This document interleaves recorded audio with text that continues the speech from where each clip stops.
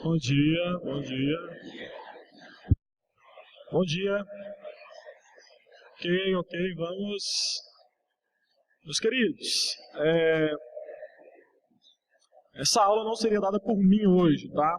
Mas o nosso presbítero, nosso irmão Solano Portela, teve que ser submetido a uma cirurgia na sexta-feira. Foi uma cirurgia meio que emergencial. E aí que calhou que ele não pode estar aqui hoje. Então vocês vão ter que me ouvir novamente, tá? Hoje, testemunho de Jeová. Confesso a você que tive pouco tempo para preparar essa aula, muito pouco tempo mesmo, então pode ser que algumas informações sobre eles eu não vou conseguir passar de forma precisa, mas fique em espírito de oração aí para Deus me dar graça, tá? Às vezes a gente consegue descobrir alguma coisa nova conversando com vocês. Mas vamos pedir ao Senhor novamente, como foi na semana passada, que o Senhor nos dê a sabedoria de saber usar aquilo que iremos aprender agora, não para simplesmente zombar ou quem sabe fazer qualquer tipo de manifestação com aqueles que são adeptos, testemunhos de Jeová, mas que o Senhor nos dê amor por essas pessoas. E eu quero que você entenda, como eu falei na semana passada, que a nossa intenção aqui não é falar mal da pessoa que é testemunho de Jeová. Nossa ideia aqui não é falar do caráter da pessoa, nós não estamos julgando isso. O que nós estamos, nessa manhã que nós iremos fazer, é confrontar os ensinos deles à luz da palavra de Deus. Então a nossa ideia é tentar trazer luz diante da escuridão que eles estão vivendo. E a nossa oração sincera é que eles possam enxergar nisso um ato de amor. É fato, como falamos na pregação, nós cremos que a verdade gera ódio. Então pode ser que aquilo que iremos falar nessa manhã, e se você falar para um testemunho de Jeová, ele vai olhar para você e vai enxergar você como um opositor, como um enviado de Satanás e vai querer te bater. Pode ser que aconteça isso, mas pode ser que aconteça o inverso. Pode ser que Deus use a sua vida em cima daquilo que você aprendeu aqui para abençoar a vida dele. Ok? Querido, testemunho de Jeová. Tem alguém aqui que já foi testemunho de Jeová? Ou é testemunho de Jeová? Não, né? Por que eu estou falando isso? Porque você já foi em algum congresso de testemunho de Jeová? Alguém aqui já foi em algum congresso de testemunho de Jeová? Alguém já entrou no salão do reino de testemunho de Jeová? 2 pessoas. Se você entrar num congresso de testemunho de Jeová, provavelmente você vai começar a ouvir algumas besteiras. E se você refutar, você é expulso de lá. Tá? Então, é uma seita um pouco mais, vamos dizer assim, um pouco mais nervosa do que os mormons da semana passada. Não são tão polidos assim como são os mormons, tá bom? É uma seita formada por pessoas, geralmente, que estudam, geralmente são pessoas engajadas, que aprendem as doutrinas e por aí vai. Quando você vai lá no site deles, isso no site oficial da igreja, tá? Os testemunhos de Jeová são cristãs? A resposta que eles dão no site é bastante interessante, porque eles vão dizer, olha, nós procuramos seguir de perto os ensinos de modo a agir como Jesus Cristo, acreditamos que não há um outro Deus, apenas Jeová. Quando alguém se torna testemunho de Jeová, ele é batizado em nome de Jesus Cristo, fazemos nossas orações em nome de Jesus, acreditamos que Jesus é o cabeça, ou seja, ele recebeu autoridade sobre todos os homens, e por aí vai. Só que no finalzinho aqui eu acho que está difícil para você ver, eu vou tentar ler, no finalzinho dessa resposta assim, no entanto, de muitas maneiras somos diferentes de outros grupos religiosos chamados cristãos. Por exemplo, acreditamos que a Bíblia ensina que Jesus é o Filho de Deus, não parte de uma trindade. Acreditamos que a alma não é imortal e que não existe nenhuma base bíblica para dizer que Deus tortura as almas no inferno. Tá? Pela resposta do site, nós já começamos a ver que há algumas distorções teológicas e bíblicas do que é ser cristão. Algumas coisas são parecidas, à primeira vista, né, você olha e fala, é parecido com aquilo que nós cremos, mas quando você começa a estudar um pouco mais de doutrina, do testemunho de Jeová, você vai ver que é totalmente distinto daquilo que nós cremos sobre a pessoa de Jesus Cristo, sobre o Espírito Santo e por aí vai. Por isso, essa manhã, eu quero mostrar para você que as testemunhas de Jeová é bem mais do que aquela dupla que geralmente no sábado ou domingo, bem cedinho, bate na sua porta acordando para falar de Jeová. É bem mais do que isso, testemunho de Jeová, tá? Vou começar fazendo um resumo histórico, é importante situarmos O fundador, Charles Taze Russell. Esse homem, ele nasceu nos Estados Unidos, na Pensilvânia, em 1854. Como que ele fundou essa seita? Ele era muito perturbado pela doutrina das penas eternas, da condenação, do inferno. Então ele se tornou simpatizante da doutrina adventista. E aí ele abraçou, então, fervorosamente.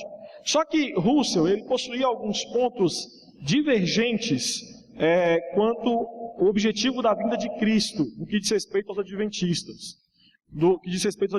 Então, a partir daí ele começou a ter um certo desgaste, onde acabou rompendo com a igreja adventista. Em 1872 ele lança os fundamentos do seu movimento, inicialmente com os nomes Torres de Vigia de Sião e Arauto da Presença de Cristo. Russell, assim como o Joseph Smith na semana passada, nós falamos, ele também era um homem que tinha um caráter um pouco duvidoso. Casou-se em 1879, por várias vezes essa esposa dele o levou a tribunal por conta de maus tratos que ela sofria por parte dele. Não podendo mais suportá-lo, em 1887 ela divorciou-se dele. Tá? Então, em outras ocasiões também, a história relata que ele se viu envolvido com escândalos financeiros e acabou tendo que comparecer diante da justiça para esclarecimentos. Aí o que vem logo após ele é o juiz Joseph Frank Rutherford. Quando o Russell morreu em 9 de novembro de 1916, ele foi substituído por esse homem, por esse juiz. Rutherford, ele teve uma particularidade, ele foi um homem bem distinto no que diz respeito à atuação do Russell. Vamos dizer assim, ele foi na sua gestão, houve um grande despertar no que diz respeito ao crescimento dos testemunhas de Jeová. Então, na sua gestão, só para você ter uma ideia, ele lançou a revista Despertai, com uma tiragem mensal que começava com 1 milhão de exemplares. Então, assim, ele foi um homem visionário. Foi um homem que, quando ele assumiu a liderança do Testemunho de Jeová, ele pensava em progresso, ele pensava em crescer. Só que aconteceu algo com ele. Né? Ele esteve preso também por algumas atividades anti-americanas, principalmente no início da Primeira Grande Guerra Mundial. Quando os Estados Unidos resolveu entrar, ele teve algumas atitudes que acabou levando à prisão. É por isso que o Testemunho de Jeová, ele nutre um certo ódio por qualquer tipo de organização religiosa ou política. Tá? Então, se você conversar com o Testemunho de Jeová, ele vai falar para você que ele não deve submeter ao governo humano. Tá? Para ele é visto como oposição. Então, muitos entendem que a partir de Rutherford, que foi um homem que foi preso, justamente por algumas questões e posições de doutrinas do Testemunho de Jeová, alguns dizem o seguinte: a partir daí, os seguidores do Testemunho de Jeová começaram a enxergar a política ou o governo como um opositor à sua causa. Ele morreu em 8 de janeiro de 1942, com 78 anos de idade. E aí o terceiro, né, que foi o Nathan Knorr, esse homem foi o que assumiu a liderança após a morte de Rutherford. Tá? E no início do seu mandato, ele escreveu um ensaio com o seguinte título: Testemunho de Jeová dos Tempos Modernos. E na afirmação desse ensaio dizia: Deus, Jeová, é o organizador de suas testemunhas sobre a terra. Então, foi esse homem que deu o nome, aquilo que nós conhecemos hoje como Testemunho de Jeová. Ele partiu de Isaías 43:10, que diz: Vós sois minhas testemunhas de Jeová. Então, a partir de nós, houve uma mudança, então começou a ser chamado como aquilo que conhecemos, testemunhas de Jeová.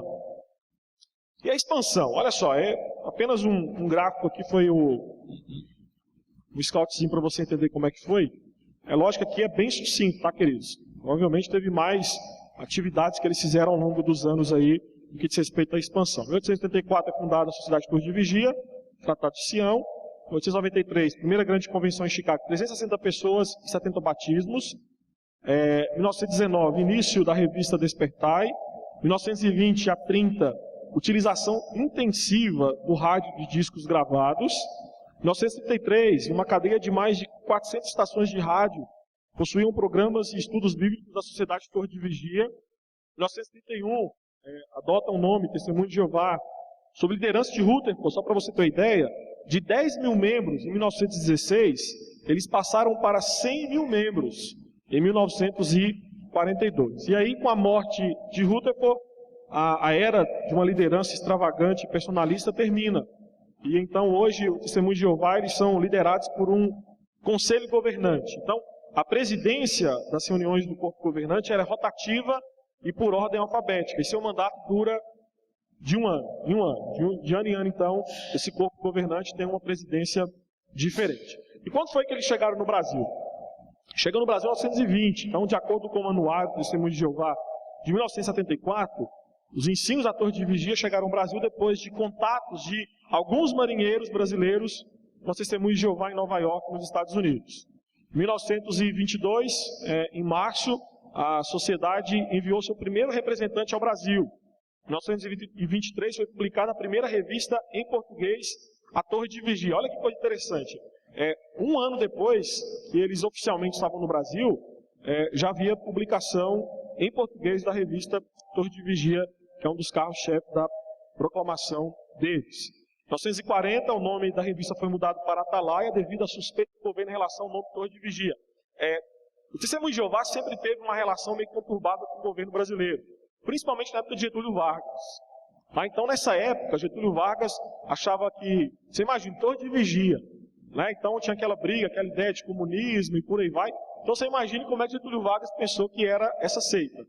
Torre de Vigia estão aqui para nos bisbilhotar, e aí, para evitar qualquer tipo de dano maior, que diz respeito à perseguição do governo, resolveram mudar então para Atalaia. E passou depois a ser chamado de Sentinela, que é o atual nome da publicação. Em 1940, a publicação da revista Consolação, depois passou a ser chamada Despertar. Então hoje eles têm a revista, se eu não me engano, Despertar e Sentinela, que são as duas mais fortes que eles usam aí para proclamação. Você já viu aquele pessoal que fica na rua, geralmente parada de ônibus, né, com um estantezinho lá e tal, né, oferecendo livro, revista e tal. Torre de Vigia, aí você pode olhar que tem Sentinela e tem revista Despertar lá, tá bom? E hoje, números atuais. Queridos, olha só, no mundo inteiro, de acordo com o site deles, há 115.416 congregações, ou salões, né, Testemunho de Jeová. E 8.201.545 publicadores ou seguidores. Um número bastante considerável, tá? O Brasil possui em torno de 795 mil seguidores. É quase o mesmo número que o presbiteriano. Tá? Quase o mesmo número. Estamos por aí, na mesma faixa. E aí, quais são então as doutrinas? O que é que eles entendem e ensinam? Trindade. Vamos lá. O que eles falam sobre a Trindade? Satanás deu origem à doutrina da Trindade. No livro Seja Deus Verdadeiro. E eles dizem mais. Nimrod casou-se com sua mãe. Deixa eu ler aqui, porque ele acabou que na configuração ficou um pouco apertadinho. Nimrod casou-se com sua mãe Semiramis, e assim no sentido, ele é o seu próprio pai e seu próprio filho. Aqui está a origem da doutrina da Trindade. Então, para eles a Trindade é uma crença inventada pelo diabo. Então eles não creem na Trindade. E aí eles têm a explicação de quem foi que fundou ou quem inventou essa mentira, né? Um contemporâneo de Teófilo na África Setentrional, um escritor latino chamado Tertuliano, é considerado um dos pais da igreja, da cidade de Cártago, de fronte à Itália, escreveu uma defesa de sua religião e introduziu nos seus escritos a palavra Trinitas, que quer dizer Trindade. Daquele tempo em diante, a doutrina trinitária veio infectar cada vez mais a crença dos cristãos professos. Tal doutrina é absolutamente alheia ao verdadeiro cristianismo. Nem se encontra a palavra trias nas inspiradas escrituras gregas cristãs. Tampouco se acha a palavra trinitas, nem mesmo na tradução latina da Bíblia Vulgata. No livro Que Tem Feito a Religião pela Humanidade, parte 226. Queridos, como nós refutamos isso aí? Vamos lá, primeiro aspecto. Tertuliano, de fato, ele não criou a doutrina da Trindade, mas ele apenas elucidou. O ensino do Testemunho de Jeová vai dizer que Tertuliano ele inventou a doutrina da Trindade. Isso aí, queridos, é tendencioso, injusto e mal. Porque, olha só, você pode dizer que Newton ele inventou a lei da gravidade? Ou ele simplesmente elucidou a lei da gravidade? Tá? Outra coisa, Tertuliano, ele inventou a doutrina da Trindade ou ele simplesmente interpretou? Outra pergunta, o fato de Martinho Lutero ter defendido a doutrina da justificação pela fé ou do sacerdócio universal dos crentes, significa que ele inventou essa doutrina? Não. Ele apenas elucidou algo que já estava nas Escrituras Sagradas. Então, o que diz respeito a Tertuliano, se foi ele ou não, nós não sabemos de fato se foi ele ou não, que que trouxe o nome Trindade para o círculo evangélico. O fato é que ele não criou essa doutrina, ele não inventou. Ele apenas interpretou essa doutrina a partir das Escrituras Sagradas.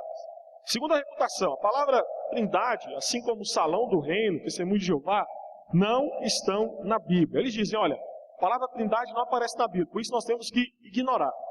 Então vamos pegar essa lógica, se for por isso, a palavra Testemunho de Jeová não aparece na Bíblia.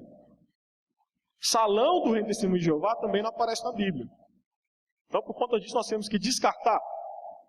Então, o que nós temos que entender é que nós não descartamos, né, a possibilidade que Tertuliano, de fato, tenha sido o primeiro escritor da igreja a usar a palavra Trindade, 3 em 1, com o objetivo de dar forma a uma verdade implícita de Gênesis e Apocalipse. Nós devemos ter em mente, no entanto, é que descobrir uma verdade não é a mesma coisa que inventar a verdade. Como nós falamos essa manhã, a verdade não se inventa, ela se descobre. Trindade na Bíblia, refutação melhor. Você pode usar até a própria Bíblia dele, a Tradução Novo Mundo, que algumas passagens eles não mudaram. Então dá para você usar para argumentar em cima. Então olha só, a ideia de Trindade se faz presente pelo menos nesse texto. Existem inúmeros, mas eu trouxe apenas alguns. A criação do homem, em Gênesis 26, o batismo de Jesus no Jordão, lá em Mateus 3, 16, 17, a grande comissão, em Mateus 28, 19, distribuição dos dons espirituais, 1 Coríntios 12, 14 a 6, e bênção apostólica, 2 Coríntios 13, 13.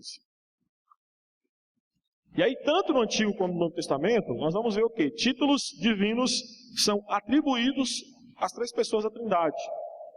Respeito do Pai, você pode olhar em Êxodo 22, respeito do Filho, João 20, 28, respeito do Espírito Santo, Atos 5, 3 e 4. Ok? Alguma pergunta sobre isso? Não temos, então seguimos em frente. Vamos lá. Jesus, o que eles falam sobre Jesus? Olha só, quanto à pessoa de Cristo, a doutrina dos Testemunhos de Jeová é essencialmente ariana, tá? Se identifica muito com algumas correntes heréticas surgidas lá no primeiro século da igreja. Então, o arianismo é uma heresia cristã que foi fundada no século IV por um bispo chamado Ário. O bispo não, ele era um presbítero de Alexandria, no Egito. Então, a doutrina principal de Ário baseava-se essencialmente no princípio da negação de Cristo como divindade. Então, ele dizia que Jesus Cristo é a primícia da criação e não o Criador. Então, ele vai dizer o seguinte, Jesus Cristo foi o primeiro ser criado por Deus.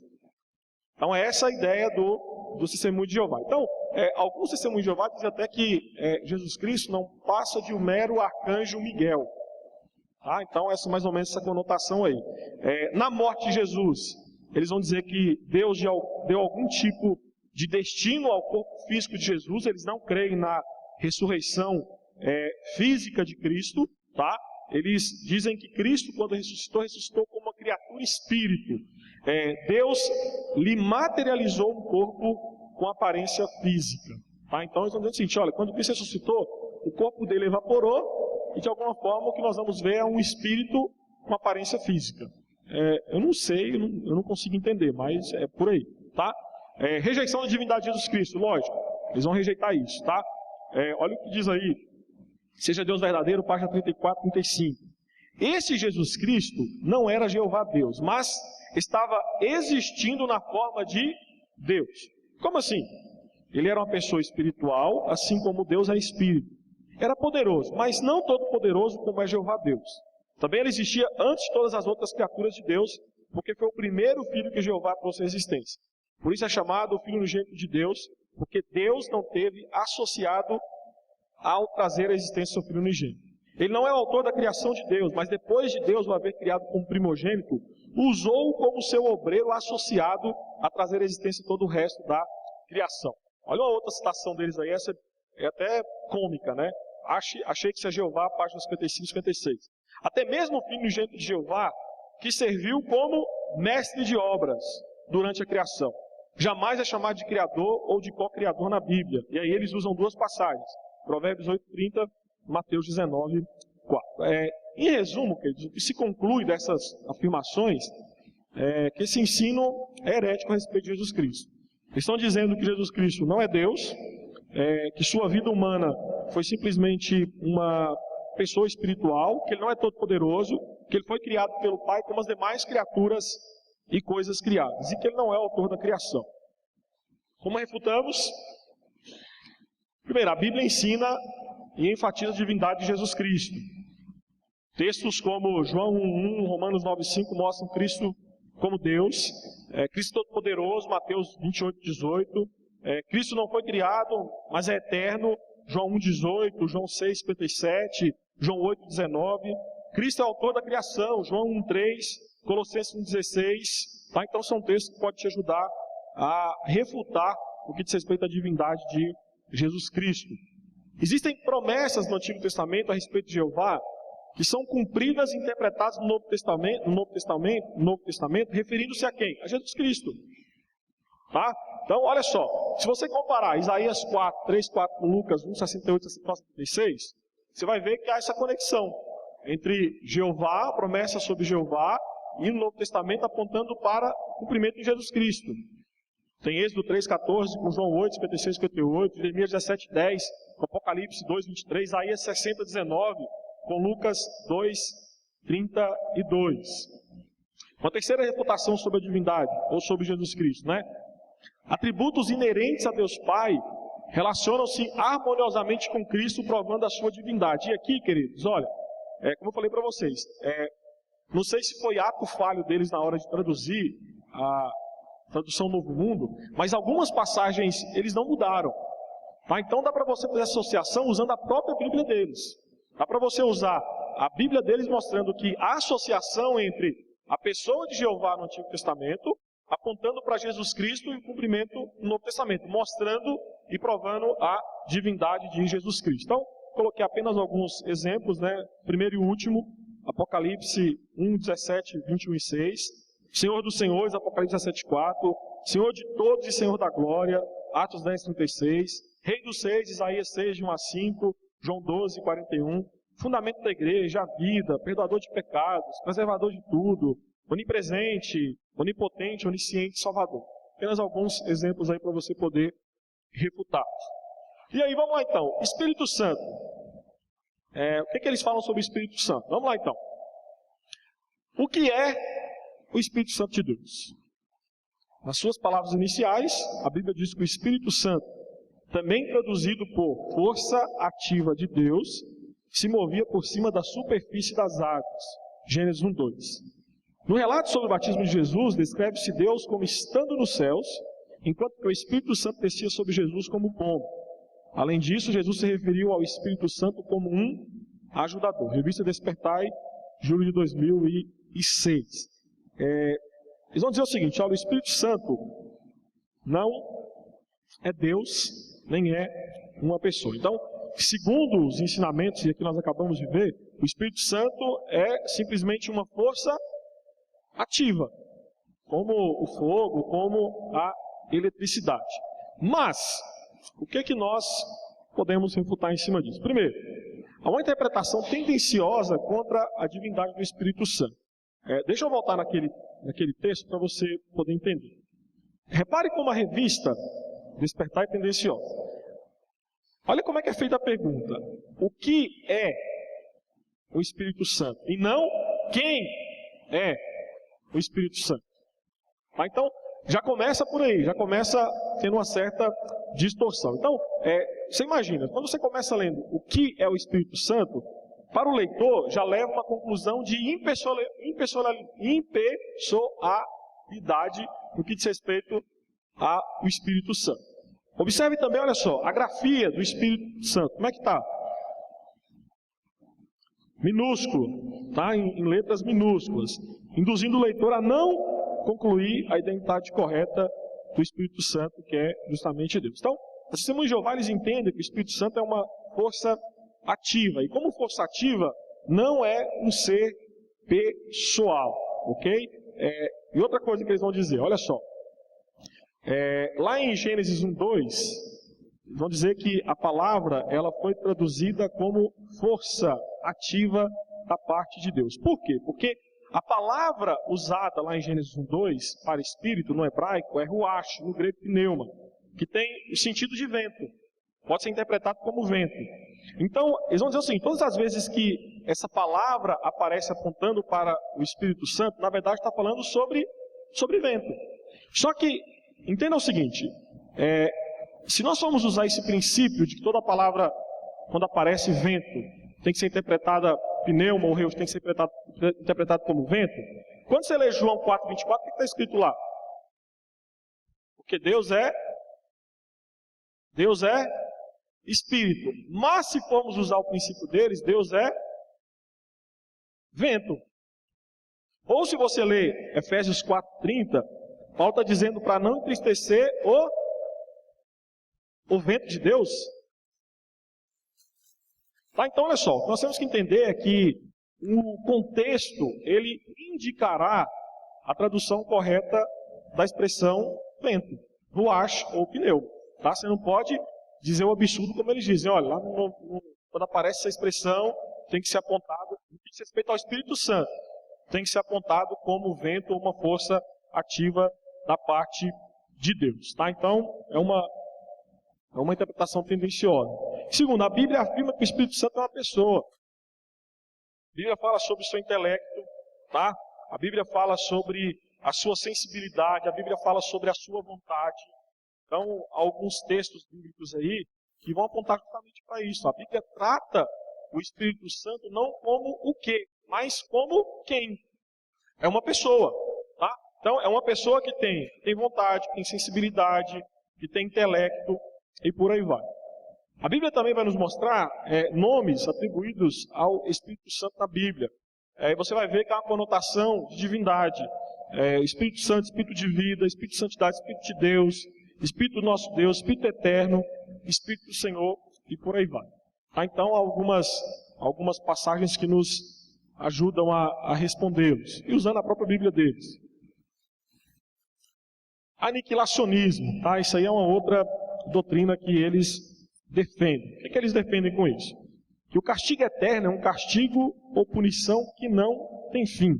Mas dizer que tormento eterno para as almas, mas não quer dizer tormento eterno para a alma dos seres vivos. O destino de todos que rejeitam Deus Jeová é a aniquilação, ou segunda morte, que é a eterna. Na visão deles, Deus ele vai destruir todas as outras pessoas no planeta, deixando apenas testemunho de Jeová. Então, se você não você corre um sério risco de ser destruído. Por que eles falam isso? Porque a alma do homem não é eterna, mas é mortal.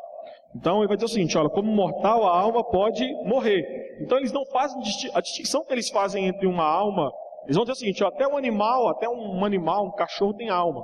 A diferença entre ele e o homem é que o homem tem um pouquinho mais de valor. Mas ambos podem ter suas almas destruídas quando Jesus Cristo voltar e acabar com tudo, tá? Como é que nós refutamos, queridos? Interpretação literal equivocada de algumas passagens bíblicas. Os aniquilacionistas, eles entendem literalmente palavras que falam sobre, vou dar exemplo, sobre fogo. Tá? Então, quando há uma referência sobre a eternidade de fogo, na ideia deles ali é literal. E na visão deles, o fogo irá queimar, irá destruir os ímpios. Contudo, nós não podemos interpretar dessa forma. Há algumas passagens bíblicas que mostram outras figuras sobre o inferno que não apenas o fogo. E as passagens que falam sobre o inferno na Bíblia apenas descreve o lugar, a existência do lugar. Então nós temos que entender de forma, foi usado como metáfora. Olha só, trouxe alguns exemplos para você entender aqui. Exemplos de como é metáfora, as passagens que falam sobre o inferno. Quando você lê Marcos 9, 47 e 48, fala que o verme não será o quê? consumido. Mas se o fogo destrói tudo, por que não destrói o verme? Se for literal. Mateus 25:30. O testemunho já vai falar assim, ó, lá é um lugar de fogo que vai destruir todo mundo. Tudo bem, é um lugar de fogo, mas também será um lugar de trevas.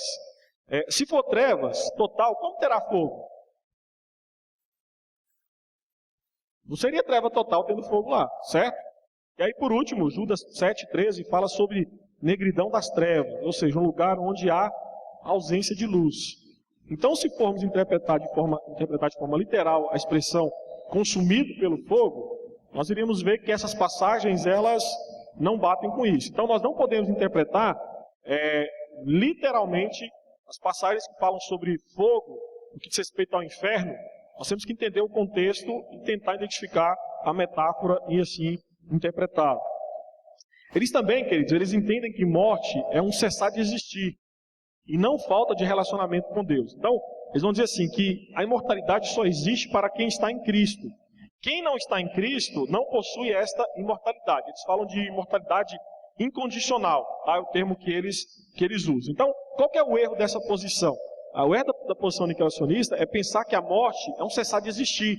Mas a Bíblia mostra que a morte não é assim. Morte tem a ver com relacionamento com Deus. Tá? Então, biblicamente falando, a quem morre sem Cristo permanece o quê? Morto espiritualmente e eternamente. Por quê? Porque não tem um relacionamento com Deus. Então, na visão do Testemunho de Jeová, a ideia deles é que você morre e você deixa de existir. Então a alma pode ser destruída. Tá? Não é esse o sentido, não é isso que a Bíblia mostra. Então, se a alma é destruída, não existe o quê? Inferno. Tá? Não tem sentido de ser inferno, de ter inferno. E aí eles vão dizer que essa doutrina é uma doutrina criada pela religião organizada, que não vem da Bíblia, e o inferno é simplesmente o sepulcro de todos os seres humanos. Queridos, eles vão dizer o seguinte, olha, que essa ideia de inferno é uma ideia de tortura da alma. Estão dizendo, olha, isso aí simplesmente tortura. Que Deus é esse que vai torturar um homem? Deus simplesmente destrói. Não tem sentido Deus torturar. Deus prefere, então, destruir todo mundo. E também tem um conceito dizendo o seguinte, que se pregar sobre o inferno, de certa forma, exclui o amor de Deus. Na verdade, não, queridos. Na verdade, não, tá? A refutação que eu quero trazer para você aqui é que, primeiro, o inferno é um assunto largamente tratado ao longo da Bíblia. O próprio Jesus falou diversas vezes sobre isso nos evangelhos. É compatível com o amor de Deus, que apela hoje aos homens, tá? O Tim Keller, ele fala que o homem ir para o inferno, quando ele chegar lá, ele vai dizer o seguinte, eu estou aqui porque eu escolhi estar aqui. Então não é incompatível com o amor de Deus. Nós vamos ver que o inferno tem a ver com a justiça de Deus, tá? Simplesmente Deus dando ao homem aquilo que o homem quis. Viver no pecado e viver eternamente separado de Deus. Tá? Não que isso evidencie o amor de Deus, lógico que não. Mas o amor de Deus é demonstrado hoje quando nós pregamos sobre a existência dele. Arrepende dos seus pecados, você vai para o inferno. Então demonstra o amor de Deus. E ainda há salvação e ainda há porta de escape no que diz respeito ao inferno. E é compatível com a justiça divina. Tem reservado o céu para os salvos e o inferno para os pecadores impenitentes, como mostra Apocalipse 20, versículos 14 e versículo 15. Sono da alma. Então, olha só, segundo eles, quem morreu hoje e é testemunho de Jeová, está dormindo, tá? Está esperando aí, está descansando, está esperando a volta de Jesus Cristo para que possa ressuscitar. Então, a alma dele está num repouso sereno, tranquilo, até que Jesus Cristo volte e ressuscite, e aí, então, ele vai ser acordado desse sono. Queridos, a Bíblia não fala sobre isso. A Bíblia fala que tanto o crente quanto o ímpio, eles estão conscientes, tanto no estado intermediário, como no estado eterno. Tá? Basta você ver Apocalipse 7, 19 a 17, né, a visão dos glorificados, ou Lucas 16, 19 a 31, a parábola lá do Lázaro e o rico. Então, quem está no inferno, no estado intermediário hoje, ele sabe que está lá, porque ele não se entregou a Cristo. E quem está no céu, já está gozando das maravilhas de saber que foi salvo. Então, a Bíblia mostra claramente que tanto o ímpio quanto o salvo no Senhor, ele tem consciência plena do seu estado atual. Também, verdade. Verdade. Rejeição do governo humano, tá? Eles, queridos, eles não aceitam servir o exército, jurar bandeira. Por quê? Porque para eles qualquer organização política organizada ou religiosa que não é testemunho de Jeová é do diabo. Tá? Então, eles olham para o governo humano e simplesmente ignoram. Eu expliquei para vocês que durante muito tempo teve sérios problemas com a justiça, principalmente no Brasil.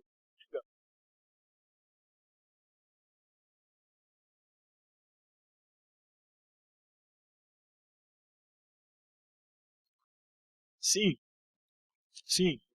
Hoje eu até achei na internet, tem um modelo de documento que eles fazem para entregar no exército. Sim. Tá, ele perguntou sobre a liberdade de crença na Constituição. E aí, de certa forma, acaba que eles utilizam-se disso para não servir o exército, jurar bandeira e por aí vai. Tá? Então, são aberturas que eles têm na lei brasileira que eles conseguem fazer isso. Mas, no início do trabalho deles aqui no Brasil, eles tiveram sérios problemas com a justiça brasileira. Tá? Então, acho que tem uns 30, 40 ou 50 anos que mais ou menos eles conseguem viver em paz. Teoricamente, né?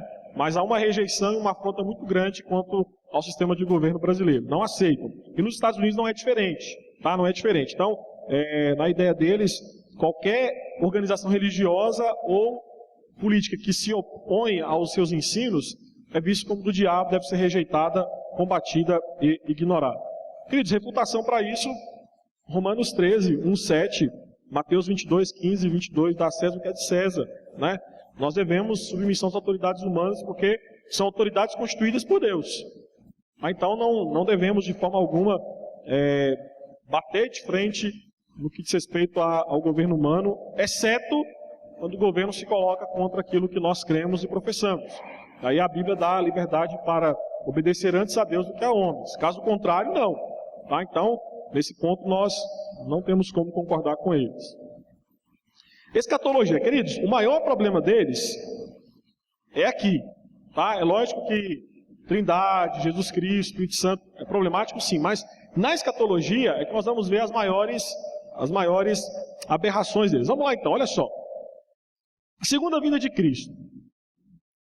Jesus Cristo já veio ou vai vir? O TJ já veio, tá?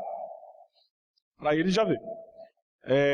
Olha, Cristo vem não em forma humana, mas como criatura espiritual gloriosa. Ele vem, portanto, dessa vez, não em humilhação, não na semelhança dos homens, mas em sua glória e todos os anjos com ele. Beleza, mas olha o que eles vão dizer logo depois. Alguns podem citar as palavras dos anjos. Esse Jesus, que dentre vós foi recebido no céu, ainda virá do modo como vistes e ir para o céu. Atos 1:11. Notem, porém, que este texto não diz que ele virá com a mesma aparência ou o mesmo corpo, mas somente do mesmo modo. E aí, então, a conclusão disso é que eles dizem que Jesus Cristo voltou à Terra em 1914. Tá? Expulsou Satanás do céu, está atuando no sentido de derrubar a organização dele para estabelecer o reino teocrático milenial e vindicar o nome de Jeová Deus. Então, segundo o ensino do Russell, Cristo voltaria à Terra e começaria o seu governo de paz no ano de 1914. Só que aí aconteceu algo inusitado. Estourou a Primeira Guerra Mundial. E a paz? Aí você me pergunta, como é que Russell saiu dessa? É lógico que ele saiu. Revelação. Qual foi a revelação que ele teve aí? A data era correta. Equivoquei-me quanto à forma. O reino não terá caráter material e visível, como havia anunciado, mas será espiritual e invisível. Olhos da fé. Tem que ter olhos da fé para acreditar nesse reino aí. Então eles afirmam assim, Jesus Cristo não veio de forma física, mas ele veio invisível como Logos lá no início, quando Deus havia criado. Tá? Então a ideia deles é que Jesus Cristo já deu uma passadinha aqui na Terra. Está por aí. Tá? Só que nós não podemos ver porque ele está de forma invisível e espiritual. Queridos, olha o que a Bíblia vai falar. Cristo voltará de forma visível e não invisível. Você lê Zacarias 12:10, Mateus 24:30, Apocalipse 6:15, 17, você vai ver que a Bíblia fala sobre tocar de trombeta, a ideia de que todo olho, todo ouvido vai ser atento para isso. Tá? Então, entender e ensinar que a volta de Cristo, né, será invisível e que ele terá um outro corpo, que não o corpo que ele foi glorificado, é totalmente contrário àquilo que as Escrituras falam. E outra, né, nenhum homem sabe quando será a sua volta. A não ser o Russell, né? O Russell sabia quando Jesus Cristo iria voltar. Apesar que ele errou. Não errou, ele se equivocou na forma, tá? Ele não errou. Tá? Então, é difícil, porque na própria Bíblia deles tem essa passagem. Tem essa passagem, tá? A Batalha do Armagedon, o que eles falam sobre isso? Vamos dizer que a batalha do grande dia do Deus Todo-Poderoso, Armagedon, terminará em 1914, com a derrocada completa do governo do mundo e o pleno estabelecimento do reino de Cristo. Eles vão dizer, como não se cumpriu, tá? Então, eles adiantaram isso. Vai dizer que Deus vai em breve travar a guerra contra a humanidade, destruindo todos sobre a terra, exceto as testemunhas de Jeová. E eles vão dizer assim, as igrejas cristãs, provavelmente a presbiteriana está aí, né? Serão as primeiras a sofrer destruição. Então nós somos alvos dessa batalha segundo eles, tá? O que a Bíblia fala sobre o Armagedon? Queridos, o Armagedon ainda não aconteceu, mas caminhamos para ela. Tá? Então a batalha do Armagedon, Apocalipse, aponta para uma perseguição mundial que a igreja sofrerá perto da volta de Cristo. Quando você pega lá Apocalipse 20, 7 a 10, nós vamos ver que a Bíblia fala de um período muito curto de severa perseguição que aponta para a volta iminente de Jesus Cristo. Então a batalha do Armagedon, biblicamente falando, ela não aconteceu, mas nós caminhamos para ela. Juízo final. Vamos lá. Primavera de 1918, veio o Senhor e começou o juízo, primeiro da casa de Deus e depois das nações deste mundo. Vamos lá então, a refutação é simples. Querido, se o juízo final tivesse acontecido, já estaríamos vivendo novo céu e nova terra. Isso é um fato, tá? Porque, segundo cremos, a nossa posição milenista, o juízo final será o último evento do grande dia na volta de Jesus Cristo. Então nós já estaríamos no céu, e quem não está com Cristo, né, novo céu e nova terra, quem não está com Cristo já estaria no lago de fogo, que é a expressão plena do inferno. E aí vem então uma das principais doutrinas deles, os 144 mil salvos ou selados. Eles falam, Apocalipse 14, 1, 3, a Bíblia é terminante ao predizer que o total final da igreja celeste será de 144 mil, segundo o decreto de Deus. Eles usam também Apocalipse 7, 4 como base para essa doutrina. Então, a partir daqui surgiu o falso ensino de que só 144 mil salvos irão para o céu. O restante vai ficar aqui na terra, ralé vai ficar aqui na terra, tá? Então, olha só, eles vão dizer que isso é uma discrepância, né? Embora eles tenham milhões de discípulos, afirmam que somente 144 mil irão para o céu com Jesus e que esse número é composto unicamente de testemunhos de Jeová. Tá? Como é que faz para ir para lá? Tudo irá depender da quantidade de folhetos distribuídos, das obras distribuídas, das obras realizadas, tá? Então eles declaram, nem toda testemunha de Jeová espera ir para o céu. Um pequeno rebanho de 144 mil tem essa esperança. Tá? Uma esperança pequena. Então, o Deus Jeová Todo-Poderoso, segundo eles, limitou-se o número de 144 mil para tomar parte do corpo de Cristo e reunir-se com ele no reino celeste de Deus. E aí eles vão dizer então, aqui, esse grupo aí, né, 144, os escolhidos, eles viverão no reino celeste com Deus, os demais salvos virão aqui na terra, no paraíso terrestre, isto é, no reino terrestre de Deus. Tá? Então, dizem que os 144 mil constituirão a única igreja, porque o restante que viver no paraíso terrestre não fará parte dessa igreja. Então, eles usam Mateus 12, 32, para dizer que os 144 mil foram para o céu em 1914, quando Jesus voltou à terra e espiritualmente os ressuscitou e os levou para morar com ele.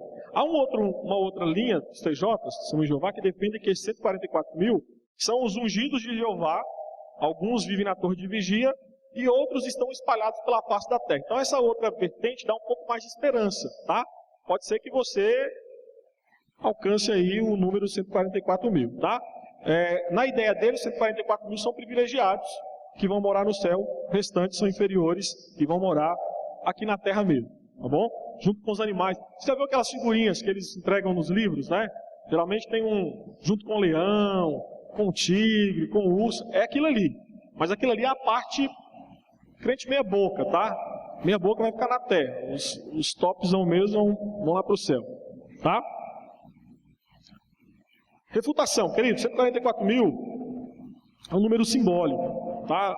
Biblicamente falando, significa a totalidade da igreja da antiga e da nova dispensação. Quando você lê as passagens que falam sobre os 144 mil, nós vamos ver que João ele ouve o número de selados, tá? Ele não vê o seu número exato, pois esses selados ainda estão na terra. Então, só Deus sabe quantas pessoas seladas ainda estão na terra. Então, eu quero trazer para vocês aqui rápido, para ver como é que nós chegamos a esse número 144 mil. Vou mostrar para você como é que é simbólico, tá? Olha só, primeiro, o número 3, na Bíblia, indica o quê? Indica a Trindade, tá? Aí você pega e multiplica por 4, indicando o número de toda a criação. Pois os selados, segundo o texto, vem leste, oeste, norte e sul, tá? Essa posição que eu estou passando para você é a posição milenista. Principalmente a ideia defendida por William Hendricks. Então, logo depois, você pega 3 vezes 4, que resulta em 12. 12 indica a Trindade operando no universo. Vou dar um exemplo para você. Quando o Pai, pelo Filho no Espírito, executa sua obra salvadora na Terra, nós vamos ver o quê? O Divino 3 operando no universo, que é tido como número 4, tá? Vemos na antiga dispensação 12 patriarcas e na nova 12 apóstolos. Para chegar então à compreensão da igreja, da antiga e nova dispensação, temos que multiplicar o quê? 12 vezes 12, que vai dar o quê? 144. Então, Apocalipse 21 fala que Jerusalém tem 12 fundamentos. Sobre esses 12 portais estão escritos os nomes das 12 tribos de Israel. Então, nas 12 fundações, tá? Nas 12 fundações estão escritos os nomes dos 12 apóstolos. Lemos também que o muro é de 144 cúbicos de altura. Apocalipse 21, 17. Então, a fim de enfatizar o fato de que a multidão dos crentes da igreja militante não é pequena, esse número 144 é multiplicado por 1000, tá? Então, 1000 é 10 vezes 10 vezes 10, que vai dar o total de 144 mil é 12 vezes 12 mil. Tá? Então, 10 vezes 10 vezes 10 indica um cubo perfeito. Isso é uma completa reduplicação. Tá? Então, o número 1000 na Bíblia é sempre usado nesse sentido, de algo total, algo completo. Tá? Então, nós, amilenistas, nós entendemos que os 144 mil, os selados das 12 tribos de Israel, simbolizam o quê? O Israel espiritual, a igreja de Deus na terra, tanto na antiga quanto na nova dispensação. Tá bom? E aí então, Apocalipse 14:4 diz que esses 144 mil são as primícias de Deus. Então, primícias aponta para a separação, ou seja, estes foram dedicados para Deus. O Testemunho de Jeová vai dizer o seguinte: não, tá? Não é isso. As primícias são para, a ideia deles é assim, que as primícias são o que vai morar no céu, tá? E o restante, crente meia boca, vai ficar na terra, tá? Nós não cremos assim, nós cremos que as primícias são para o Senhor, versículos 14 e 16 de Apocalipse 14 vai nos mostrar isso, e o resto vai para Satanás, os versículos 17 a 20. Então, 144 mil na visão amilenista que nós cremos, representam os eleitos à sua totalidade, tá? Há também um equívoco deles, com respeito à ordem dos eventos escatológicos, tá, queridos? A escatologia do Testemunho de Jeová é mais uma prova, vamos dizer assim, de quão herética essa seita acaba sendo, tá? Ao contrário da teologia, escatologia do Testemunho de Jeová, a Bíblia apresenta os eventos escatológicos na seguinte ordem. Coloquei um gráficozinho apenas para você entender. Nós já estamos vivendo o milênio, tá? Nós já estamos na prisão de Satanás. A libertação de Satanás por pouco tempo e a batalha do Armagedon estão na sequência lógica e depois a grande tribulação. Então, o último dia, ele começará com a volta de quem? Com a volta de Cristo, seguido pela ressurreição do corpo, juízo final, novos céus, nova terra, restauração de tudo. Tá? Então, O que o Testemunho de Jeová faz é uma bagunça com isso, tá? Ele inverte a ordem completamente, tá? Então, Jesus Cristo já voltou uma vez, vai voltar de novo, vai voltar a terceira e por aí vai. Beleza? Algumas curiosidades doutrinárias aí para você entender. Aniversários. Não tente cantar parabéns para o Testemunho de Jeová. Ou se ele bater na sua porta, convida ele para o aniversário. Ele não vai entrar, tá? Por quê? Porque celebrar o dia do nascimento, de qualquer forma, é especialmente proibido. Se você enviar um cartão de aniversário ou receber um cartão de aniversário sem Testemunho de Jeová, querido, isso aí é tido como uma ofensa e você vai para um comitê judicial oficial, tá? E a punição pode ser a desassociação do Testemunho de Jeová. Transfusão de sangue, lógico, né? Tinha que falar sobre isso. Queridos, olha só, para eles, transfusão de sangue é um pecado mais hediondo do que assassinato. Mais hediondo. Então, para eles é muito mais fácil perdoar um assassino do que alguém que fez transfusão de sangue. Está morrendo, não pode. Porque para eles sangue é vida.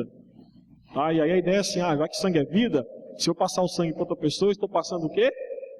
A minha vida para lá. Então, eles são totalmente contra. O que eles falam do cristianismo? Olha, para eles o cristianismo, queridos, depois dos 12 apóstolos, desapareceu da face da terra. Tá? E aí quem que restaurou? Russell.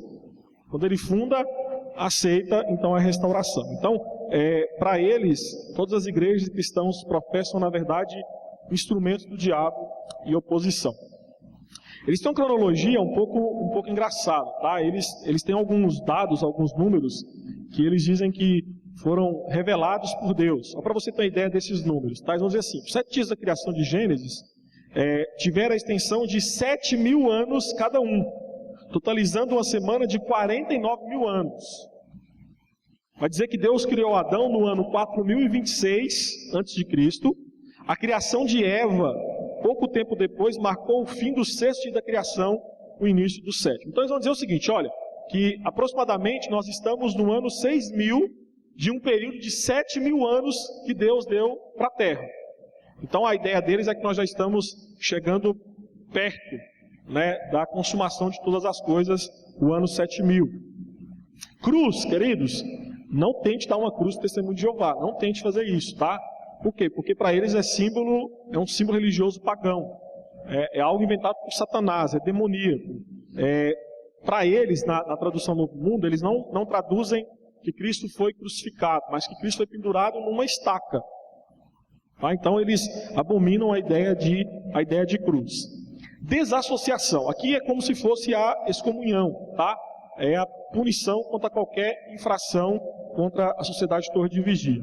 E como é que é feito isso? Ele tem um comitê que julga, a pessoa, ela é julgada, a sentença dela é dita para todo mundo no salão, tá, em uma audiência pública, e aí então qualquer pessoa do salão fica proibida de qualquer tipo de associação com aquela pessoa que foi excluída. Aí você fala, e família? No site lá, eles dão uma certa abertura para a família, mas eu conheci pessoas que eram Testemunho de Jeová que abriu mão e saiu. Ela disse o seguinte, olha, que a perseguição foi da própria família. A própria família que é Testemunho de Jeová vê aquela pessoa como uma pessoa morta. Tá? Então, para um Testemunho de Jeová e largar o Testemunho de Jeová, não é simplesmente abrir mão de conceitos teológicos que ele tem, não. É abrir mão, às vezes, de família, é abrir mão de amizades de muitos e muitos anos, é abrir mão, às vezes, de negócio. Tá? Então, para eles é algo bem mais sério. Dias santos, olha, para eles, queridos, não existe dia santo. E para você ter ideia, isso aí se aplica a qualquer tipo de feriado. Dia dos namorados, dia dos mortos, Natal, Páscoa, Ano Novo, dias de ação de graça, Sexta-feira Santa, dia das mães, dia dos pais, queridos. Qualquer coisa para eles que diz respeito, que foi instituído pelo governo, é visto como pagão e eles não aceitam. Tá? Eles não aceitam. Vamos caminhar para o fim? Fonte de autoridade, eles têm duas, queridos. Tradução Novo Mundo, tá? Que é a tradução que eles adotam, uma tradução cheia de erros, uma tradução que os próprios tradutores, eles afirmaram que não conheciam o grego, não conheciam o hebraico na hora de fazer essa tradução. Então, quando você pega a tradução, você vai ver que há uma distorção em alguns termos, tanto do hebraico quanto do grego, simplesmente para adequar-se às doutrinas erradas e heréticas que eles ensinam, tá? E revelações extrabíblicas. Basta ler as previsões da volta de Jesus Cristo feita por seus líderes. E aí, queridos, para a gente apenas pensar um pouquinho como evangelizá-los. Primeiro, com empatia e amor, tá? Não tente evangelizar um testemunho de Jeová com palavras duras, ríspidas. Não. Tem que pensar que, da forma que você queria, eu gostaria que alguém falasse para você do amor de Deus, que você também pudesse falar a ele, tá? Lembre que Paulo fez isso lá no sermão, quando ele pregou lá no sermão em Atenas, em Atos 17. Outra coisa, copiá-los quanto ao zelo e amor por divulgar o reino de Deus. Queridos, olha, eles fazem muito pela proclamação das ideias deles. E isso é louvável e tem que ser copiado por nós. Quem dera tivéssemos metade do zelo que eles têm em proclamar aquilo que eles acreditam. Você pode estar falando assim, mas eles fazem isso porque creem nas obras como critério para salvação. Tudo bem, mas nós temos certeza da salvação. E não fazemos nem metade do que eles fazem. E tem um detalhe aqui, nós temos que prestar atenção. Que as seitas, elas atacam e crescem justamente nas áreas em que a igreja evangélica deixa de desejar. E se tem uma área que nós deixamos de desejar, se chama evangelização. Então, nesse aspecto, é louvável. É louvável você ver um ônibus chegar num bairro e de repente descer 40 pessoas e eles saem em dupla, o mais velho ensinando o mais novo e eles vão de porta em porta batendo e por aí vai. Tá? Se tivéssemos essa mesma coragem e zelo, eu acho que estaríamos acima dos 700 mil membros da igreja presbiteriana. E por último, confiar no agir de Deus. É difícil você pregar para o testemunho de Jeová. Pense numa pessoa que viveu 40, 30, 50 anos sendo enganado. É lógico que tem que argumentar intelectualmente? Tem. Mas acima de tudo, confiar na graça de Deus. Confiar que o Espírito Santo tem poder para quebrar aquele coração, mudar aquela vida e trazer restauração. Amém, queridos?